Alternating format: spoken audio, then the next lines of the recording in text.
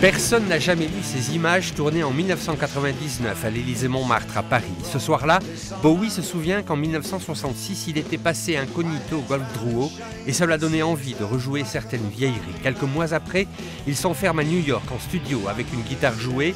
L'album s'appelle Toys. Sa maison de production n'en veut pas. C'est ce disque qui est apparu il y a un mois sur le web en téléchargement gratuit et de très bonne qualité. Ce disque-là lui tient à cœur. Il n'a pas pu le sortir en 2001 suite à un problème avec Virgin, ce qui était son major à l'époque. Il a créé son propre label ISO Records pour pouvoir sortir ses propres œuvres sous forme Internet. À l'époque, c'était déjà l'idée, et le faire distribuer. Donc effectivement, ça peut être non pas une provocation, mais une forme d'audace de sa part d'avoir rendu enfin disponible ces enregistrements qui lui tenaient à cœur, et malgré les interdits des majors et du système de l'époque. Philippe Olliac connaît bien Bowie. Pendant plus de 10 ans, il l'a côtoyé. Ses photos ont fait le tour du monde et la une de tous les magazines. Il fait partie du cercle très fermé des proches.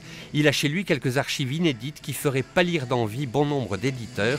L'album Toys, il connaît, il l'a même en entier, et sur le net, il manque 2 titres. On met simultanément sur une dizaine de sites de peer-to-peer l'album. Il a quand même été téléchargé plus de 100 000 fois en une quinzaine de jours. Et donc pour légitimer la sortie officielle qui n'a pas pu se faire, on va le sortir de bonne qualité et avec les 2-3 morceaux qui va manquer. Qui a mis le disque en ligne? Mystère. Qui a demandé sa suppression des sites de téléchargement? Remystère. Mais l'artiste n'est pas à sa près, lui qui depuis plus de 30 ans a su faire planer le doute autour de lui.